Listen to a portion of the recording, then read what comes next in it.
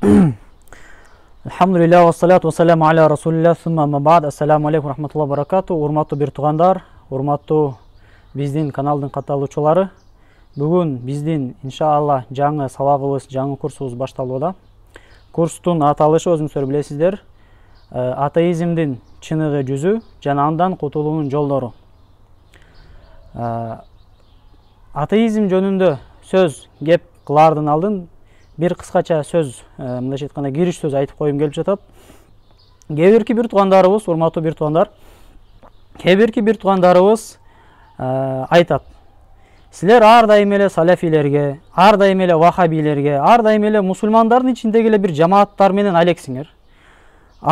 Чыныгы диндин душмандары, баякы эле секуляристтерге, феминисттерге, же дагы башка бир ЛГБТ окшогон нерселерге, же болбосо да бир атеисттерге силер аларга эч бир ооз ачпайсыңар, алар жөнүндө кеп кылбайсыңар, алар менен эч кандай бир иш жүргүзө албайсыңар деп сын пикир айткан бир туугандарыбыз бар.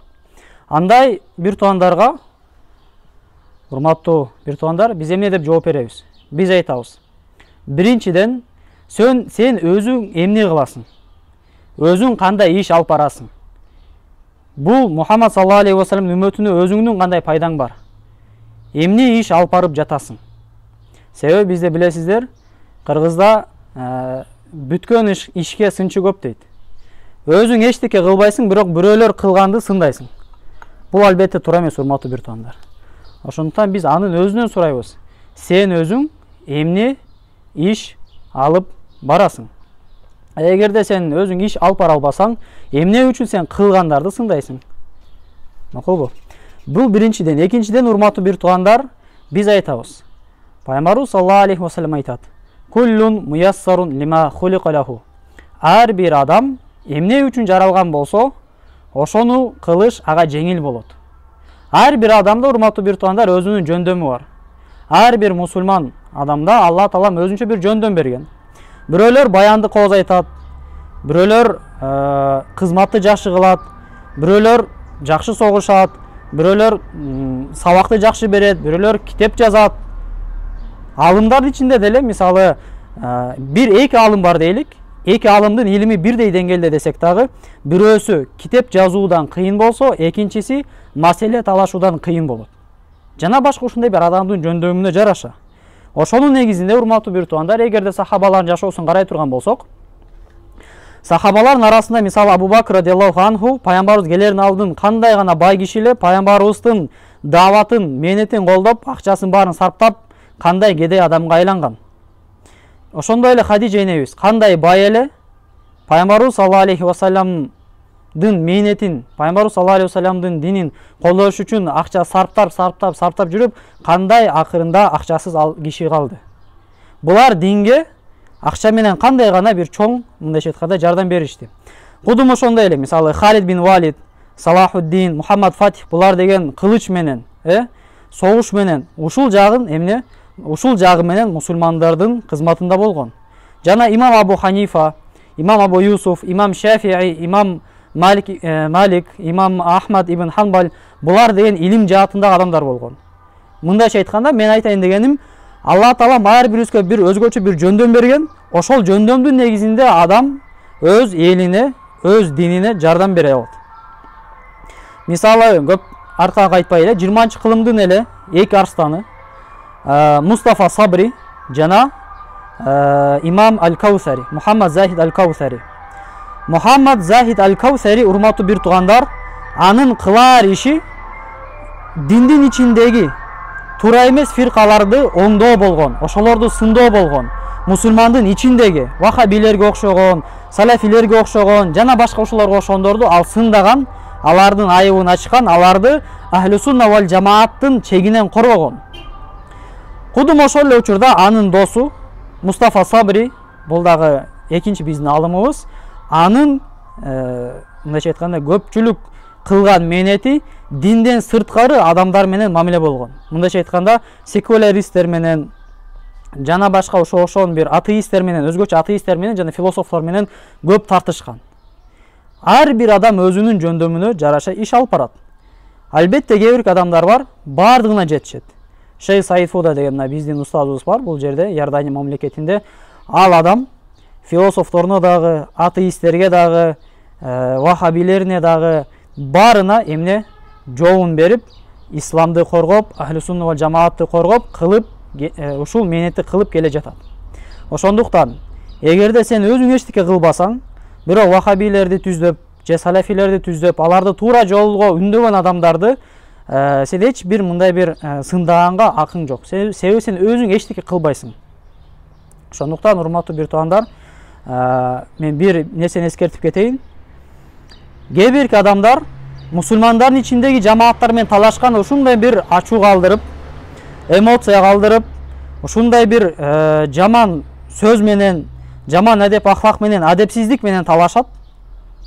Бирок диндин сырткары, динде эмес, атеист болсун, философ болсун, жана башка ушундай бир адамдар менен талашканда, аларга ушундай бир урмат, сый менен, ушундай бир кичипейилдик менен талашат да. Кече жакында эле мына устаздар менен болгон жолугушууда устаздар айтты, мен ага чейин эле ушинтип ойлоп жүргөм, устаздар да алхамдулилла айтып бекемдеп беришти, дагы бир жолу. Айтты, бул туура эмес. Мусулмандардын арасындагы туура эмес тайпалар менен талашканда, аларга адеп менен талашыш керек деди. Мындайча айтканда, сенин адебиң ошолорго ылайыктуураак. Кандай болгон деңгээлде дагы алар сага жакыныраак. Алар деген мусулман бир тууганың, алар деген бир кыблаңар бир, диниңер бир, келимеңер бир, пайгамбарыңар бир. Ал эми бул атеисттер, философтор жана башкалар, булар деген сенден алда канча эле алыс. Ошондуктан, эмне үчүн сен буларга, атеисттер келгенде ушундай бир жакшы кичипейилдик менен талашасың, ал эми мусулмандар ичиндеги жамааттар менен талашканда эмне адепсиздик менен талашасың. Бул туура эмес деп алар айтышты, урматтуу бир туугандар. Урматтуу бир туугандар,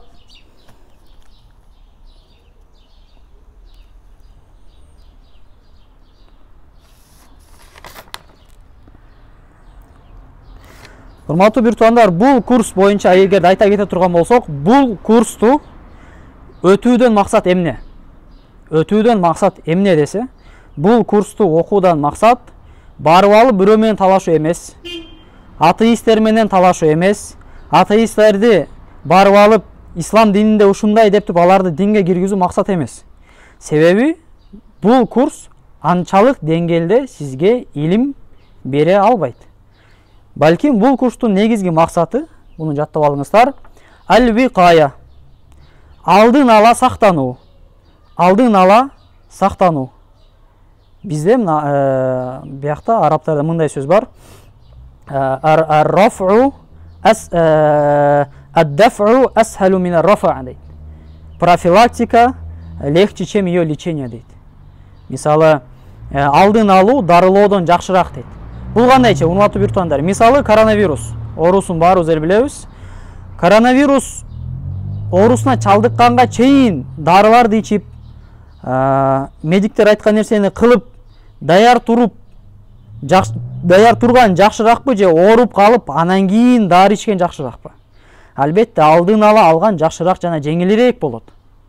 Кудум ошондой эле коронавирус жуккандан кийин канчалык сен көбүрөөк жүрсөң, ошончолук абалың кыйыныраак болот, урматтуу бир туугандар. Ошончолук сен эмне айыгып кетүүдөн алысыраак, шансың азыраак болот. Кудум ошондой эле, урматтуу бир туугандар, атеизм дагы коронавируска окшош. Кандайча десеңиздер, атеизмди эң жакшысы алдын ала алыш керек. Мисалы, азыр интернет бар, азыр бардык маалыматтар кол алдыбызда, бардык нерсени окуса болот. Ошолордун арасында биздин динибизге шек келтирип алган нерселерди дагы окуп алышыбыз мүмкүн. Ошондой нерселер ошол күнү кокус бир шубхага жолуккан кезде адашып кетпеш үчүн, же болбосо жүрөгүбүздүн жарымыбыз шубхага толуп калбаш үчүн азыртадан жүрөгүбүз таза кезинде ушундай курстарга катышып, өзүбүздү даярдап, орустар айтмакчы, предупрежден, значит вооружен дейт го. Ошондой болуп турган жакшы, урматтуу бир туугандар. Себеби эч ким өзүнө кепилдик бере албайт. Менин ыйманым дайым жакшы 100% болот деп. Ар бир адам человеческий фактор, человеческий фактор баарыбызда бар. Ар бир адам шектенип калышы мүмкүн, жана башка ушул сымал. Ошондуктан эгерде дагы бир кайталап кете турган болсо, урматтуу бир туугандар, Биздин максат бул курсту бүтүп алып туруп, бирөөлөр менен барып талашып, атеисттерди динге чакырып, же болбосо туура эмес жамааттар менен талашуу эмес, балким сен өзүңдү өзүң коргоо максатында, өзүңдү алдын алуу максатында биз ушуну уюштуруп жатабыз. Биринчиден, экинчиден эскертип коючу нерсе, урматтуу бир туугандар, бул курсту бир гана башынан баштап аягына чейин окусаңыздар, ошондо пайдалуу болот. Себеби биринчи сөзүм экинчи сөзүмө байланыштуу, экинчи сөзүм үчүнчү сөзүмө байланыштуу, үчүнчү сөзүм акыркы сөзүмө байланыштуу. Биринчи сабакка келбей туруп эле экинчи сабакка келип туруп түшүнүп кетем деген болбойт. Түшүнө албайт андай адам. Жана экинчи сабакка келип туруп үчүнчү сабакты өткөзүп төртүнчү сабакка барып коем деген да болбойт. Ортодо чоң ажырым, көптөгөн суроолорго жоопсуз калып кетет. Ошондуктан бул илим, ушундай илим, акыйда илими, буну түшүнүш үчүн башынан баштап аягына чейин окуш керек, урматтуу бир туугандар. Бул мына фих илимине окшош эмес. Фих илимин өзүңүздөр билесиздер. Фих илими кандай? Башында китабы тахарат, мисалы дарат жөнүндө, кийин таяммум жөнүндө, кийин нажасат жөнүндө, кийин намаз жөнүндө, кийин зекет жөнүндө. Намаз жөнүндө эч бир нерсе түшүнбөй туруп эле зекет темасын окусаң, түшүнө бересиң. Кудум ошондой эле, мисалы таяммум өткөзүп коюп эле намаз жөнүндө окусаң, түшүнө бересиң. А бирок бул жерде атеизм жана акыйда буга байланыштуу нерселер, буга ошол илимдерде башынан баштап аягына чейин толук катышуу зарыл. Себеби биринчи сөзүбүз акыркы сөзүбүзгө толук эмне бири-бирине зависит. Бири-бирине мындайча айтканда биринчи акыркы сөзү түшүнүш үчүн биринчи сөзүбүздү түшүнүш сөзсүз зарыл. Ошондуктан эгерде кандайдыр бир себептерден сиздер сабакта отура албай калсаңыздар дагы, сөзсүз эмне жөнөтүлгөн ссылкадан, YouTube каналдан көрүп, жазып, кайталап алсаңыздар болот, урматтуу бир туугандар. Адаттагыдай, урматтуу бир туугандар, сөзсүз калем, ручка зарыл. Себеби талап илимди жөнөкөй баянга келген адамдан айырмалаган нерсе бул талап илимдин калеми, ручкасы, дептери, китеби. Калеми, ручкасы, калеми жана китеби жана дептери. Андыктан эгерде сиздерде жок болсо сөзсүз алыңыздар. Арабтарда ушундай сөз бар: иннама қалла ва қарра хайрун мимма касура ва фарра. Көп болуп калбай калып жок болгон нерсеге караганда аз болуп, бирок сенде калган нерсе жакшыраак дейт, урматтуу бир туугандар. Урматтуу бир туугандар,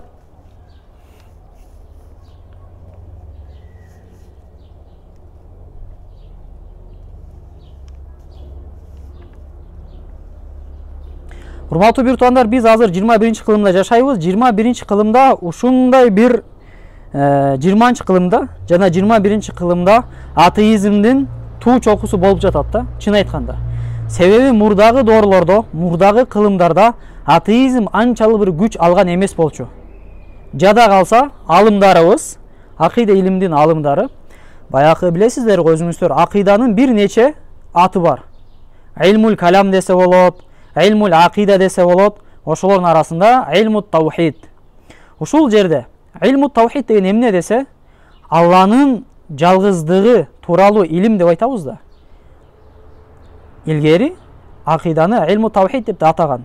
Себеби Алланын жалгыздыгын далилдеген илим болчу. Эми ошол жерде алымдарыбыз айтат: эмне үчүн илмут таухид деп аталды? Эмне үчүн илмул вужуд, Алланын бар экендиги деп атабайбыз десе, себеби дейт, ошол заманда алымдарыбыз айтат, себеби дейт, адамдар Алла Таала бар же жок экендигин маселе кылбайт дейт. Вопрос не в том, что Аллах есть или нет дейт. Алла Таала барбы же жокпу деген суроо туулбайт дейт.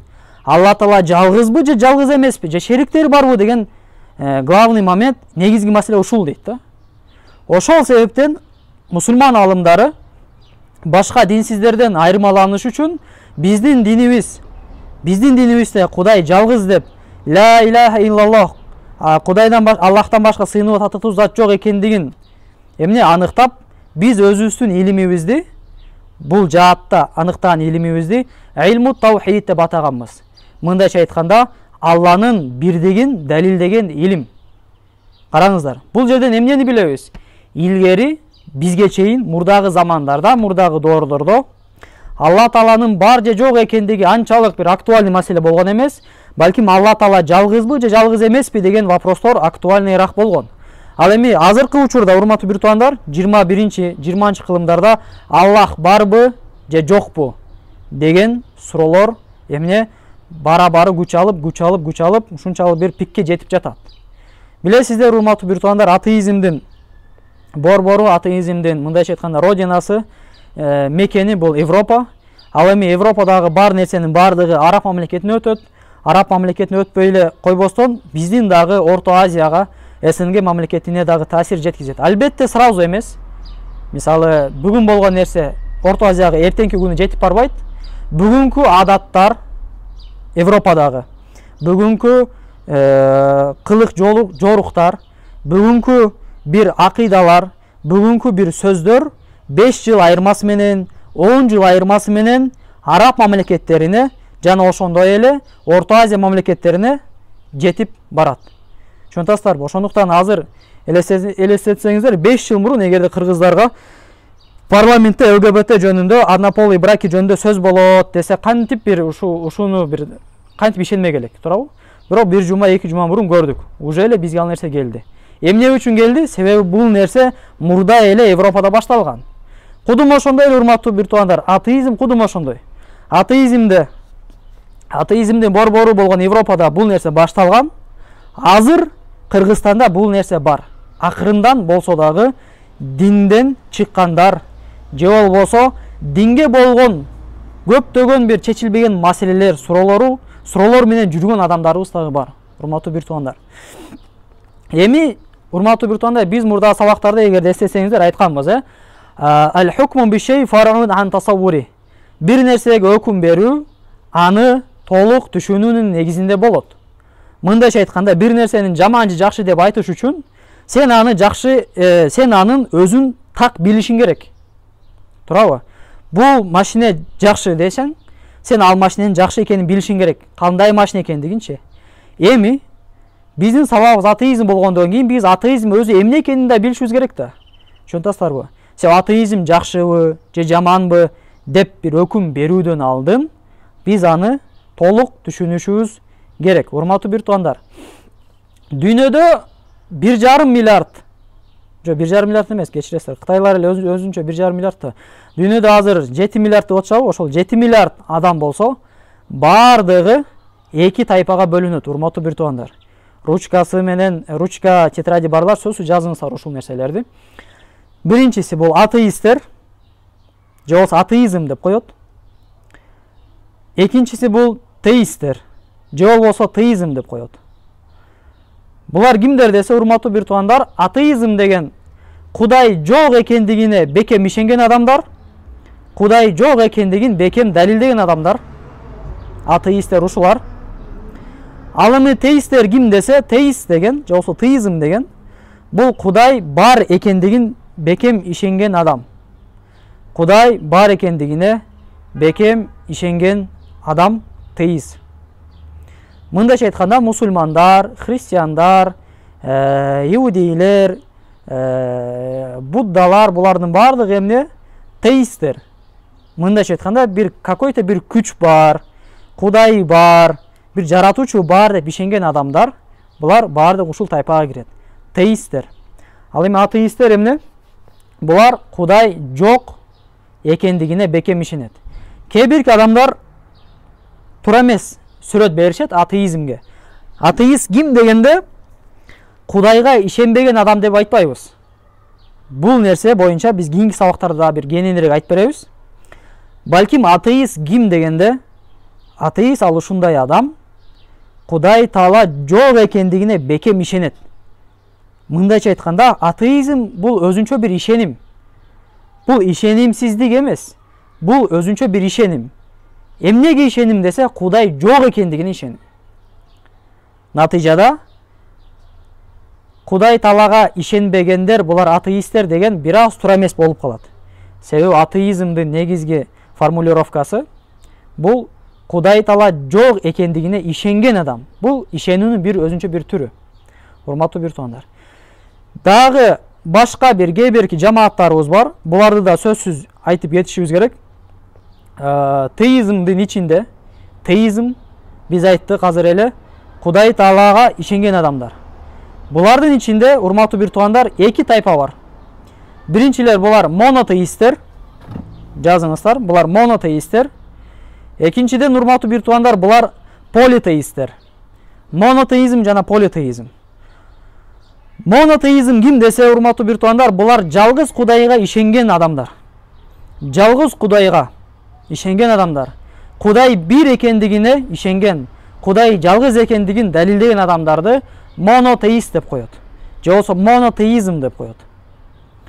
Өзүңүздөр билесиздер, биздин акида тахавияда имам ат-Тахави рахимахуллах китебин баштаганда эле эмне деп баштайт?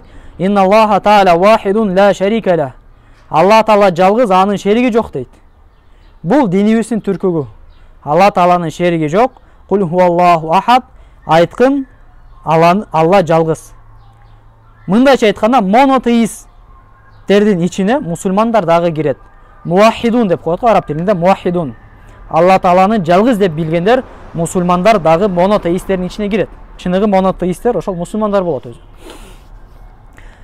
Кийинки биздин айтып өткөн жамаатыбыз булар политеисттер, же болбосо политеизм. Булар ким десе, булар бир нече Кудайга ишенет, кудайчаларга ишенет. Орусча айтканда многобожниктер, язычниктер, бирден көп, 2, 3, 4, 5, 100, 500, 1 миллион, 10 миллион, айтор көптүк сандагы кудайчаларга ишенгендер, булар политеисттер. Түшүнүп элдер жалпылар атеисттер, элдер жалпылай бөлгөндө атеисттер жана теисттер деп бөлүнөт. Теисттер кийин эмне? Политеисттер жана монотеисттер деп бөлүнөт. Урматтуу бир туугандар. Политеизм, урматтуу бир туугандар, биздин динибизге өзүңүздөр билгендер каршы. Себеби биздин динибизде Кудайыбыз жалгыз, а булар бир нече Кудайга ишенишет. Буларга мисал ким десек, бир нече Кудайга ишенгендер, азыркы христиандар. Булар Кудайды туруп-туруп бир дейт, туруп-туруп булар 3 дейт. Жана Меккедеги баягы Пайгамбарыбыз саллаллаху алейхи вассалам даватын баштаганга чейинки арабтар, өзүңүздөр уккансыздар, Кааба таштын айланасында канча бир нече кудайча турган адамдар ар бир өзүнүн кудайына келип сыйынган депчи. Язычниктер, ошолор, многобожниктер жана башка ушул алардын түрлөрү көп, өзүңүздөр билесиздер, урматтуу бир туугандар. Бул жалпылай бөлүнүш ушундай болот, урматтуу бир туугандар. Бирок мындан сырткары да кээ бир адамдар бар. Бул жалпылай бөлүнүштөн дагы сырткары болгондор. Биз алардын дагы ичинен керектүүлөрүн айтып кетели, урматтуу бир туугандар. Биринчиси булар агностицизм, же болбосо агностиктер. Агностиктер. Бул адамдар эмне менен айырмаланат десе, булар айтат, Кудай барбы же жокпу мен аны билбейм дейт. Бирок мен билген нерсе Кудай Тааланы билип болбойт дейт. Караңыздар, Кудай барбы же жокпу мен аны билбейм дейт. Бирок Кудай бар экендигин же жок экендигин аныктай албайбыз дейт. Эч качан аныктай албайбыз дейт. Караңыздар. Мындай адамдарды агностик деп коет. Мындай адамдар өтө көп Европада. Бул адамдарды мусулмандар эмне алла адрия, ла адрия деп атайт. Ла адрия, эгерде түз которсок, билбемсиздиктер, билбейм деп айткандар, билбейм деп айтышат, билбейм деп жооп беришет. Мусулман акыйдасына эмне менен келишпейт, эмне боюнча кайсы жер менен туура эмес болуп калды десе, урматтуу бир туугандар, биз айтабыз, Кудай Таала барбы же жокпу деп айтканын такыр эле туура эмес. Себеби Аллах субханаху ва таала пендеге бир нече жолдорду көргөзгөн. Ушул жолдорду карманып, мусулман адам Алла Таала бар экендигине жетет. Ал эми сен айтып жатасың, Алла Таала бар же жок экендигин билип болбойт дегениң такыр туура эмес. Биз айтабыз, мисалы акида ан-насафияда мусулман алымдарыбыз айтат, асбабул илми лил халqi саласа. Адамзат үчүн бир нерсенин чын же калп экенин билиш үчүн, бир нерсенин чындыгын билиш үчүн 3 жол бар дейт. 3 жол бар дейт, урматтуу бир туугандар. Ал-хавасу салима, вал хабару садик, вал акыл. Биринчиси хавасу салима, мындай айтканда көз көрүү, угуу, кармоо, могу немелер бар го, органы чувств. Ушулар. Экинчиси ал-хабару садик, чын кабар жана эмне вал акыл, рациональный доводы, мындайча айтканда адамдын акылы. Ушулардын негизинде мусулмандар айтат, ушул нерселерди колдонуп мусулман пендеси Алла Таала бар экендигине жетиш керек. Эгерде мен Алла Таала бар же жок экендигин билбейм десе, ал эмне автоматически динден чыгат, урматтуу бир туугандар. Имам Дарди рахимахулла өзүнүн китебинде эмне деп айтат? Ва важибун шар'ан алал мукаллафи ма'рифатуллахи алийил фa'рифи. Эң эле биринчи важип болгон момун мусулмандын мойнундагы нерсе ма'рифатуллахи алейи фa'рифи. Улуу Алла Тааланы таанып билүү дейт да. Эң биринчи важип бул улуу Алла Тааланы таанып билүү дейт, урматтуу бир туугандар. Натыйжада агностиктер менен дагы мусулмандар келишпейт. Агностиктер булар капырлар, булардын айткан такыр эле туура эмес. Булардын айтканына ишенбеңиздер, bunday нерселерден Кудай Таалам сактасын. Бирок биздин максатыбыз агностицизм эмес, биздин максатыбыз атеизм. Буларды мындай эле жол ара эле айтып кетебиз. Башка биздин дагы бир жамаатыбыз, урматтуу бир туугандар, булар эмне? Итсиздер. Итсизм деп коет. Итсизм деп коет, же болбосо итсист. Бул жамаат өзгөчөлүгү эмнеде? Булар же атеист эмес, же теист эмес. Булар эмне дейт десе, булар айтат, мен Аллахка да ишенбейм дейт. Мен христиандар айткан Кудайга да ишенбейм дейт. Мен Будда сыйынган Кудайга да ишенбейм дейт. Мен адамзат сыйынган бардык кудайлар бар го, диндер айткан бардык кудайлар бар го, ошолордун бирөөсүнө да ишенбейм дейт. Бирок ишенбесем дагы бир какой-то бир күч бар. Бир башкача бир нерсе бар. Мен аны билбейм, ал эмне экен, бирок ал бар дейт. Что-то такое. Өзүңүздөр билесиздер го, англис тилинде it's деген сөз. Что-то такое. Итсизм ушул сөздөн чыккан. Ушундай бир нерсе бар, мен ага ишенем дейт. Бирок ал Кудайбы? Ал Аллахбы десең, жок, Аллах эмес дейт.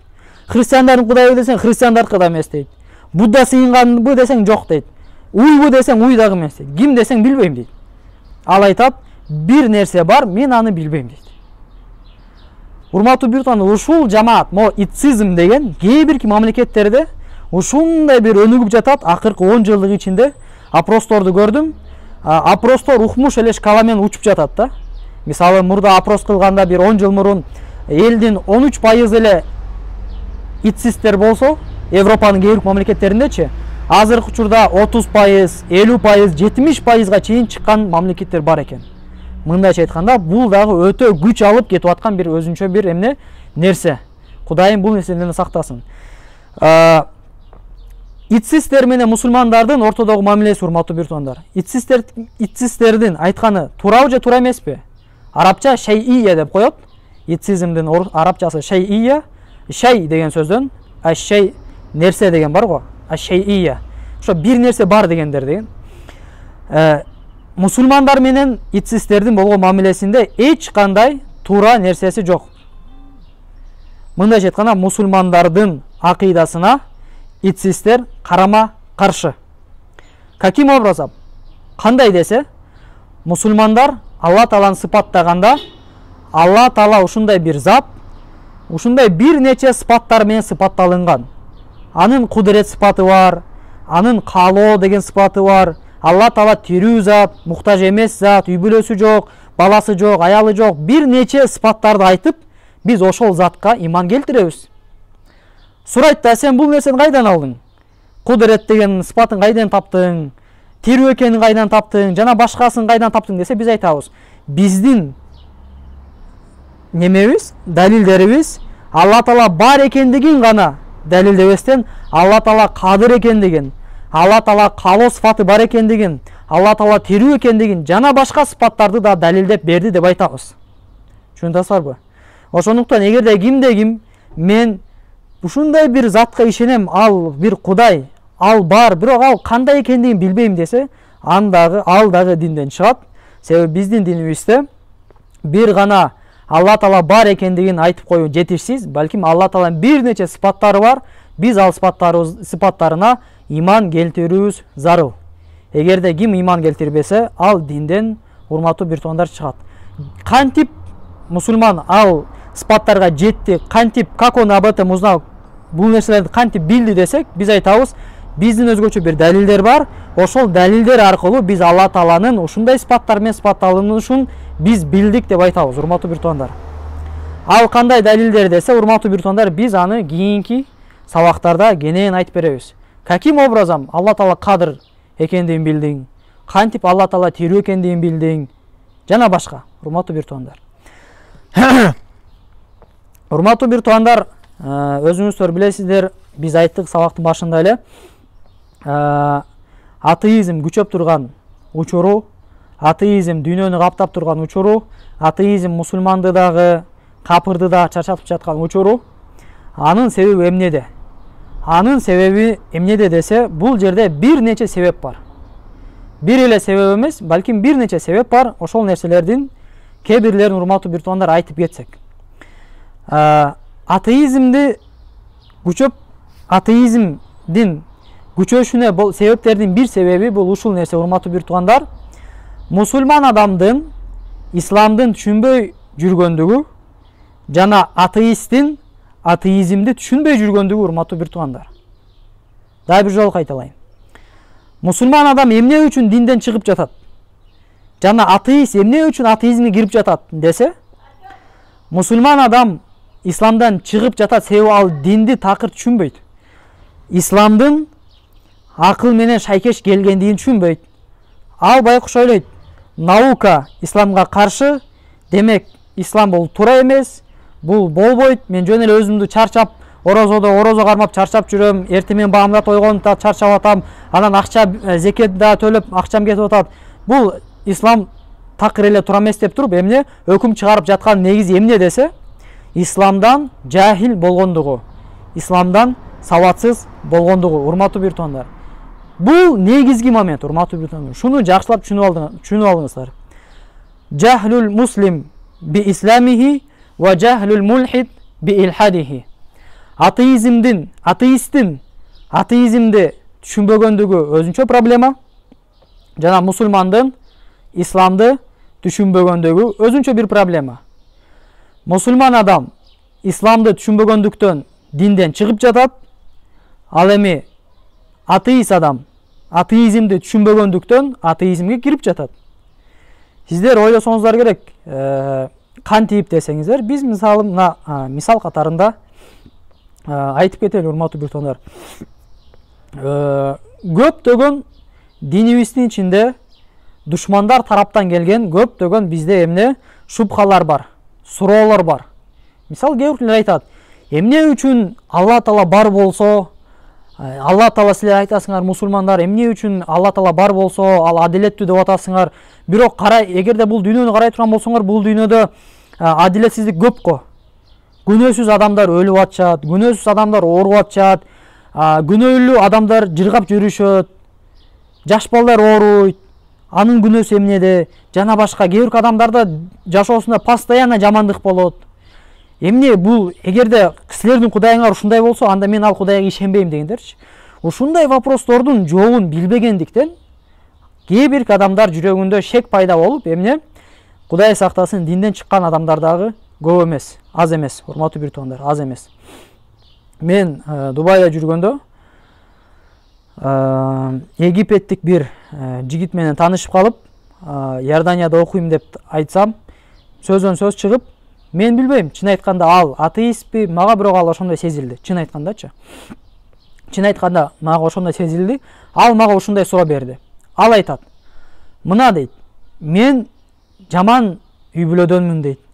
Эч кандай эчтекем жок дейт, үй бүлөм дагы жок, балдарым да жок дейт, аялым да жок дейт, акчам да жок дейт, мына Дубайда иштеп жүрөм дейт. Ошол эле учурда паланча бар, түкүнчө бар, мындайлар бар, алар да баардыгы жакшы дейт.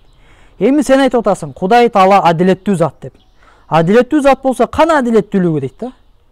Мен айттым, токтоп туруңуз. Адилеттүү зат дегенди мааниси эмне? Адилеттүү дегенде Алла Таала адилеттүү дегенде бул дүйнөгө эле байланабы? Же Алла Тааланын адилеттүү деген заты, сыпаты немеге дагы, могу акырет жашоосуна да байланабы?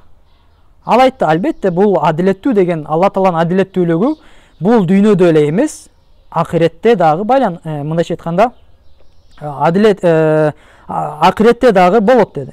Мен айттым, мына сен өзүңдүн сурооңо өзүң жооп таптың.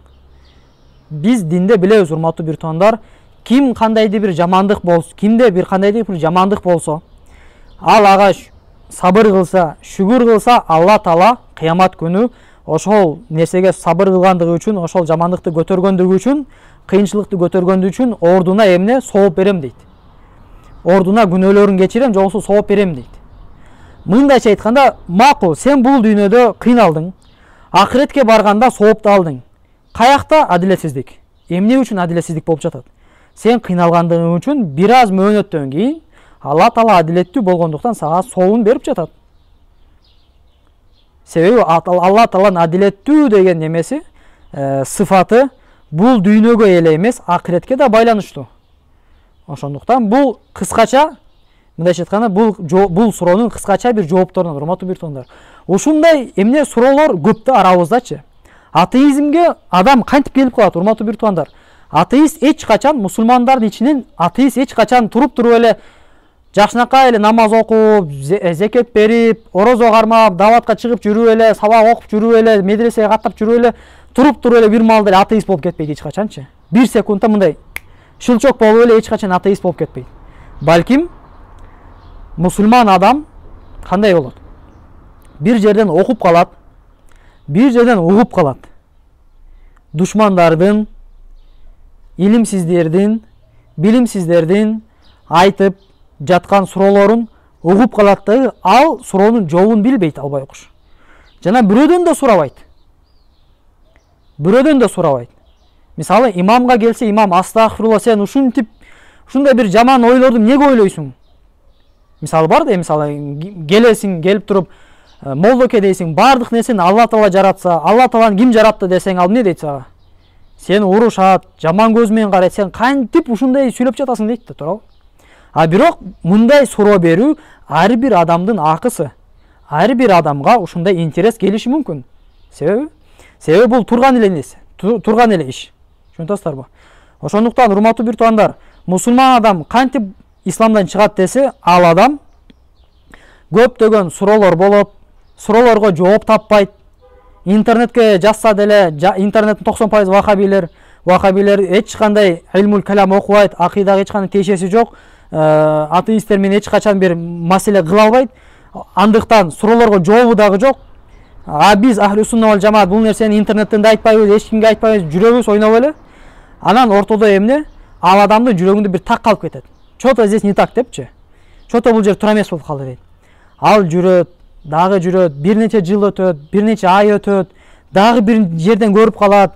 Анан чукуй баштайт, YouTube'дан көрөт, ар кимдин макалаларын угат, анан китептерди угат, баягындай Бог как иллюзия, же болбосо Бог умер, ушундай китептер бар да, Мемминдин атеисттер жазганчы. Ошол китептерди угуп, шубхаларга көрүнүп, шубхаларга жолугуп жүрүп, акырында эмне? Акырын динден чыгып кетет. Айтпайт, соцсеттерден айтпайт, атасын айтпайт, баласын айтпайт, аялын айтпайт, акырын эле динден чыгып кетет. Түшүнөсүздарбы?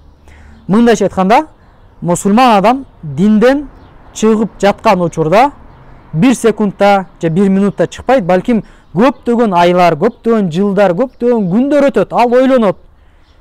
Ал жоопторду таппайт байкуш. Анын жүрөгүндө чечилбеген маселелер бар.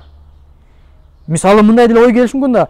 Силер баарыңар айтып атасыңар, могу Куран Алла Тааланын сөзү. А кто тебе сказал? Балким буну жөн эле пайгамбар саллаллаху алейхи вассалам токуп чыгарган деген жүрөгүнө келиши мүмкүн. Ошондой учурда арабызда эгерде мусулмандар чыгып, мусулман молдокелер, дамлалар чыгып туруп түшүндүрүп, бул жер мындай, тиги жер мындай, могу Куран 100% Алланын сөзү экендигин далилдей турган 100% далилдерди алып келип бетине коюп бермейинче, ал адам шектенип жүрө берет. Урматтуу бир туугандар. Ушул урматтуу бир туугандар, биз айтпадыкпы? Мусулман адам динден чыгуунун себеби динди түшүнбөйт. Ошондуктан алымдар, акыйда илиминин алымдары дайым айтат, биз дейт, фихке басым жасайбыз дейт. Баарыбыз кантип намаз окуш керек, кантип орозо кармаш керек, кантип зекет бериш керек билебиз дейт. Бул жакшы дейт. Жакшы кылыпсыңар дейт. Биз деген баарыбыз башка бир мындай бир даватка дагы көңүл бурабыз, жана башка нерселерге көңүл бурабыз, бирок эң баалуу акыйдага келгенде эч кандай сабагыбыз да жок, эч кандай суроо жообубуз дагы жок, эч кандай бир активность жок дейт да.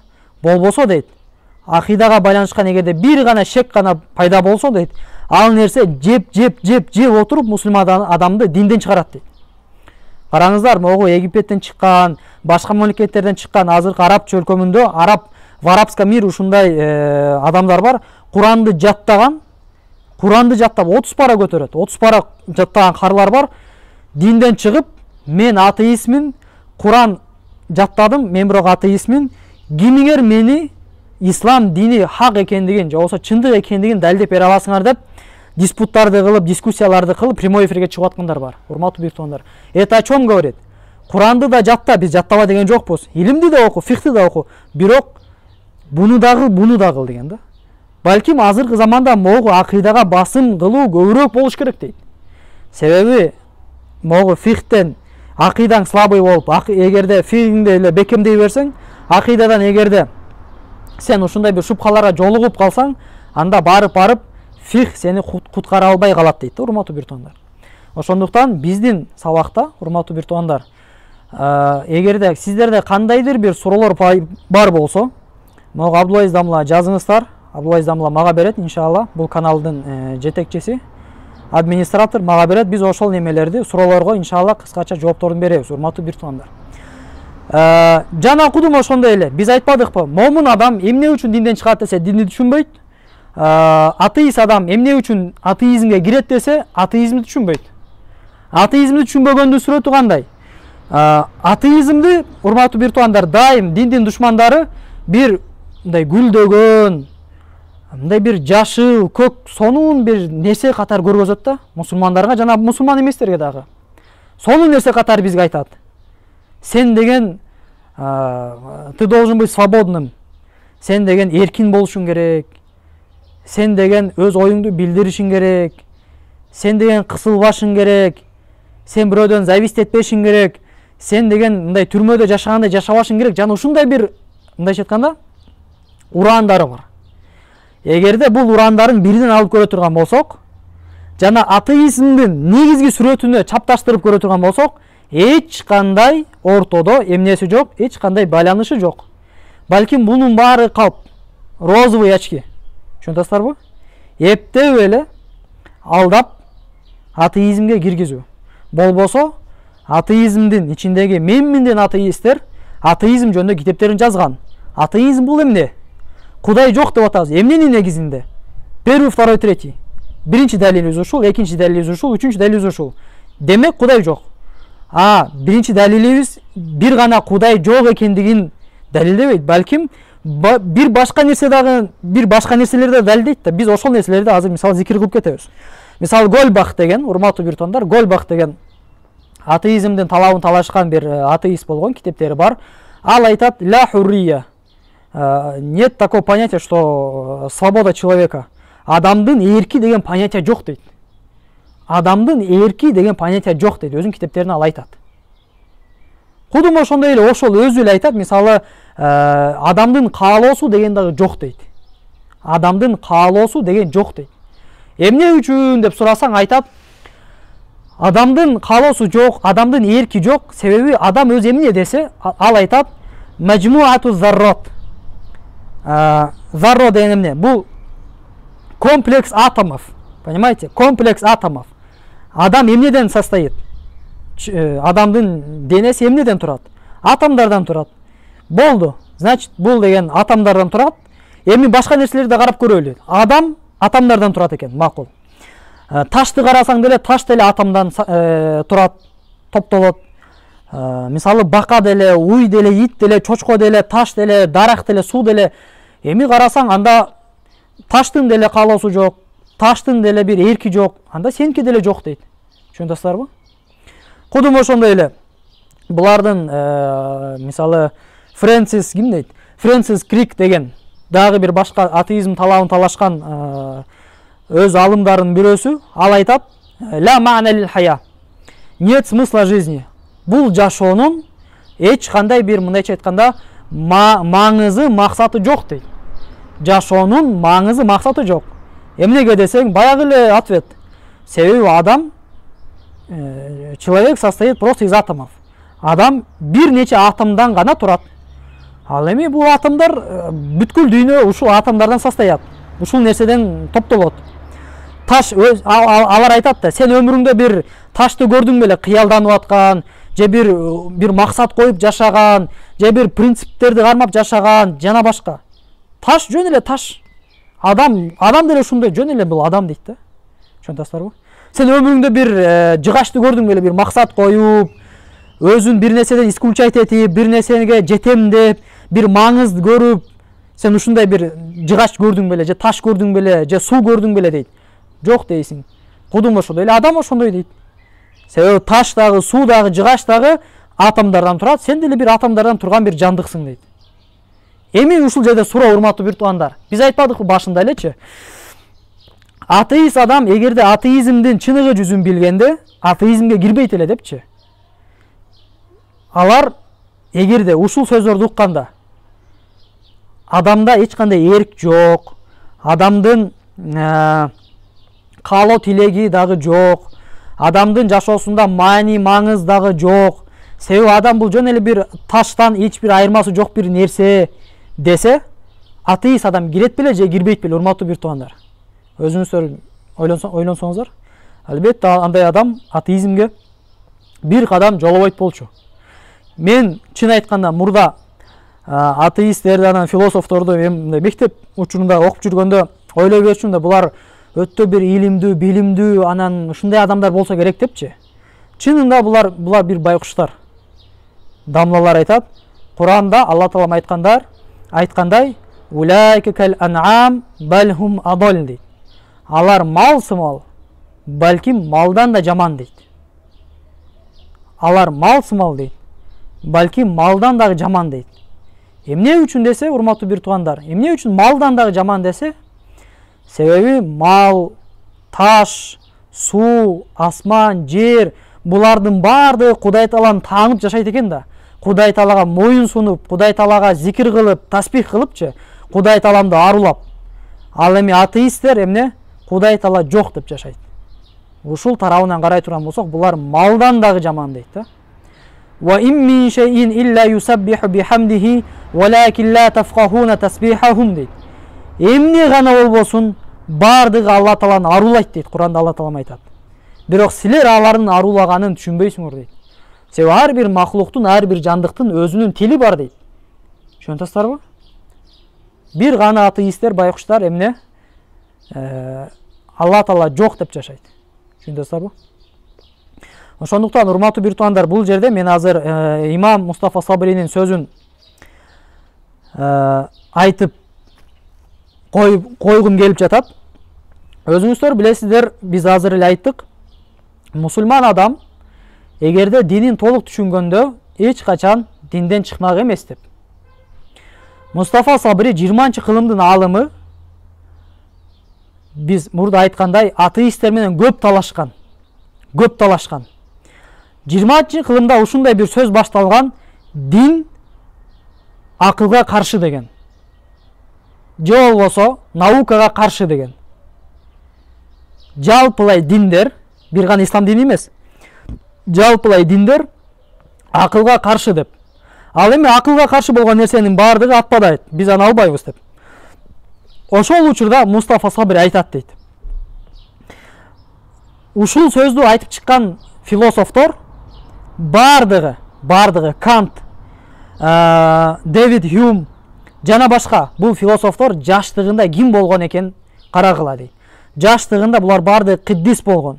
Кыддис деген эмне? Бул баягы православная церковьтар бар го. Церковьтарда кичинекейинен баштап ошол жерде кызмат кылып, устат кармап, ошол жерде китептерди жаттап, ошол жерде айтор өзүнүн медресесинде чоңойгон балдарды кыддис деп коет.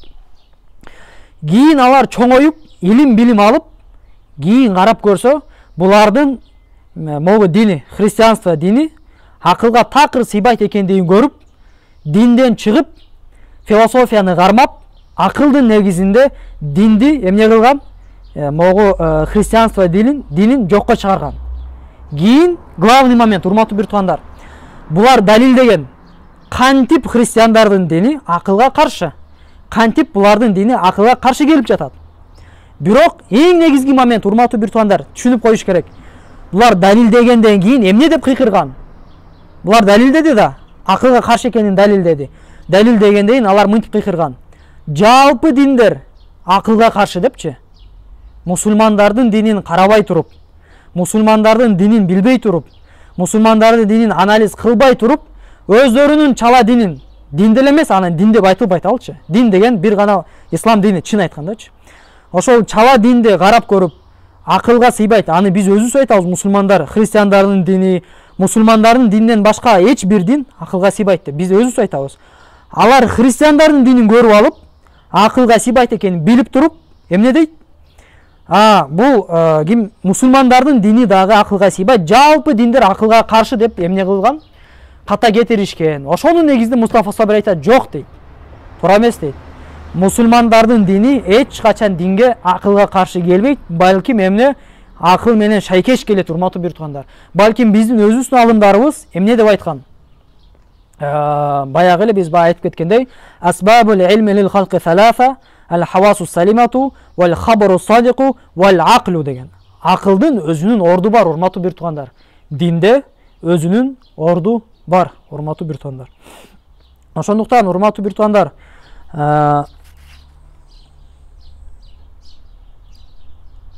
биз айткандай, урматтуу бир туугандар, атеизмди эгерде биз түшүнгөндө, баарыбыз түшүнгөнүбүздө, арабыздан эч кимибиз атеизмге бир дагы кадам таштамак эмес. Себеби булардын шиарлары, мындайча айтканда, урандары, сенин эркиндигиң үчүн, сенин бирөөдөн кандай десем, чтобы ты не зависел от кого-то, жана бул жашоодо эркин жашаш үчүн ушундай бир урандары баардыгы жалган калп, розовый очки. Өздөрү ушундай көргөзөт. Чын-чынына келгенде, өзүңүздөр, эгерде кааласаңыздар, мен цитаталар жиберем. Булардын алымдары бул жашоону кантип караган? Бул жашоонун маани, маңызы жок. Жакшы жаман нерсе жок деп айтышат буларчы. Жакшы жаман деген понятие жок дейт. Эмне үчүн жакшы жаман деген понятие жок десе, баягы эле. Человек состоит из атомов, таш, камень тоже, мисалы, таш деле атомдардан турат. Ал эми таштан жакшы да чыкпайт, жаман да чыкпайт. Жакшы таш да болбойт, жаман да таш болбойт. Жакшы дарак да болбойт, жаман дарак болбойт. Жакшы чымчык, жаман чымчыктап деп бөлүнбөйт. Адам да ошондой дейт. Түшүнөсүздарбы? Адам дагы кудум ошондой дейт. Атеисттерде эч бир мукаддас, святой, аруу нерсе жок. Мусулмандарды Куранга касам иччи, Аллахтын аты менен касам иччи десең, ал эмне? Касам иче албайт. Ал калп айта албайт. Анын жүрөгүндө Меккеге болгон, Мединага болгон, Палестинага болгон, Аксага болгон эмебиду. Куранга болгон, пайгамбарыбызга болгон өзүнчө бир эмне арулугу бар. Святость в сердце у него есть. Түшүнөсүздарбы? Ал эми атеист андай жок. Башка диндерде уйга сыйынгандарга уйдун аты менен касам иччи десең, уйга жамандык кылчы десең, кылбайт. Түшүнөсүздарбы? Кудум ошондой эле башкалар. Атеисттер менен касам ич десең, эч бир нерсе менен касам ичтире албайсың. Любой нерсе менен касам ич бере беришет. Эмне үчүн? Себеби Кудай деген нерсе жок, эч бир святой нерсе жок. Апаң менен деле касам ич десе, алар касам иче берет. Себеби булар адам затын бири-бирин караганда эмне деп карайт?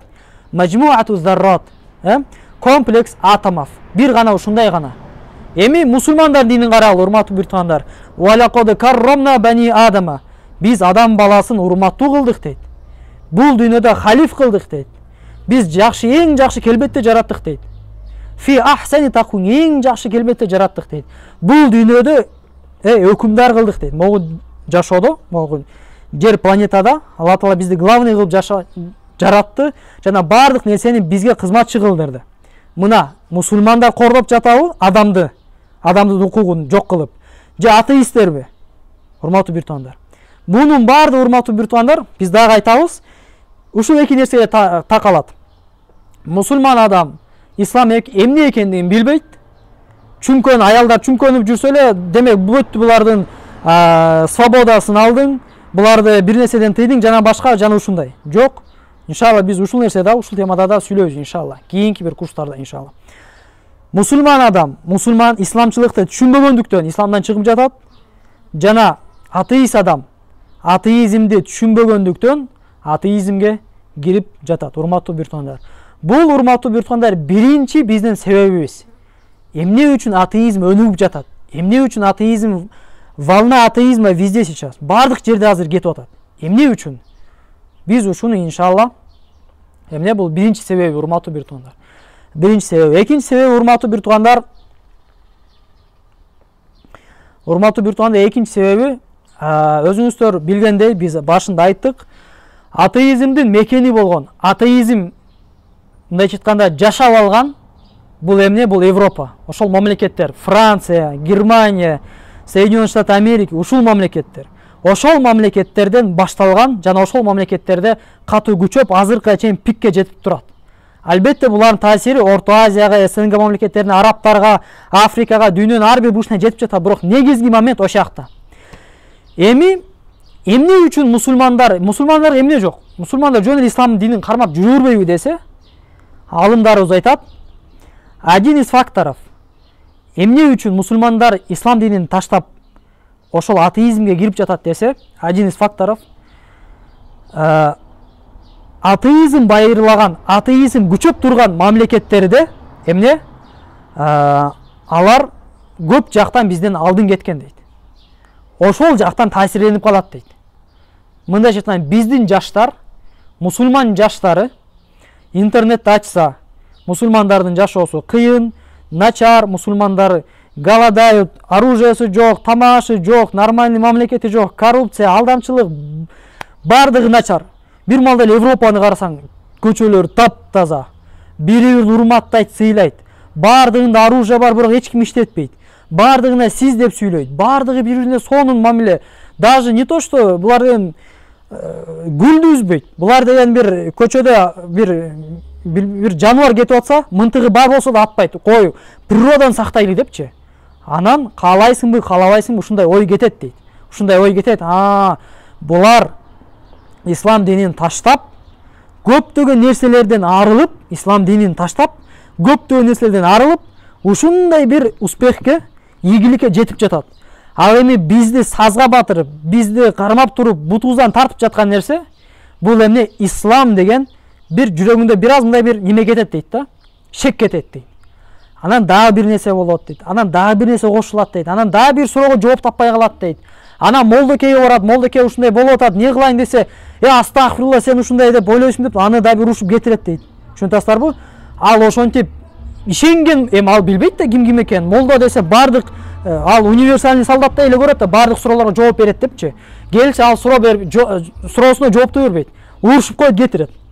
Анан ал түңүлөт дагы, анан жүрүп, акырын динден чыгып кетет. Бүттү, ошо менен маселе бүтөт. Түшүнөсүңөрбү? Ушул маселе боюнча Мустафа Сабри өзүнүн Мауқифул Ақл китебинде дагы бир жерде айтат. Осман империясы кулаган заманда болгон да бул кишичи, Осман империясына бул Шейхул Ислам, второе лицо болуп турган. Жана спикер парламентте да болуп турган. Бул бир жагынан политик да болуп турган, саясатчы да болгон киши, алым болгон дагы. Бул айтат. Осман империясы кулаган кезде мындай сөзүн айтат. Осман империясы кулагандан кийин мындай сөзүн айтат.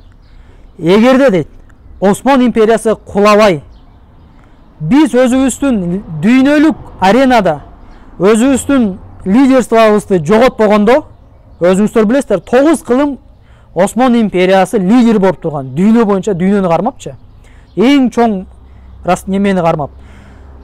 Эгерде ошол мамлекетибизди жок кылбай, алдырбай, лидерский позициябызды жок кылбай турганда дейт, анда бүгүн дейт, биз өзүбүздүн жаштарыбыздын туура негизде ойлонуусун жок кылбайт элек дейт.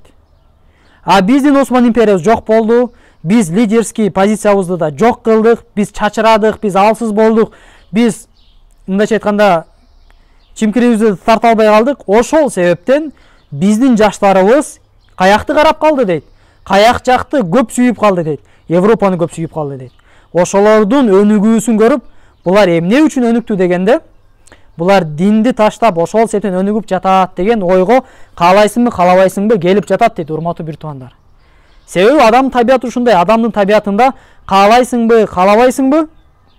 Эмне? Адам каалайсыңбы, каалабайсыңбы? Адам күчтүүлөр менен болгусу келет, күчтүүлөрдү карайт, жана эмне үчүн күчтүү болду? Ошол нерсени чыгаргысы келет. Эмне үчүн күчтүү болду? Ошол нерсени алгысы келет. А жаштарыбыз эмне? Динди түшүнбөйт. Динди түшүнгөндө ал билмек.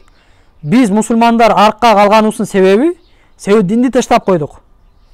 Европа себептен эмес, биз өзүбүздү кылдык.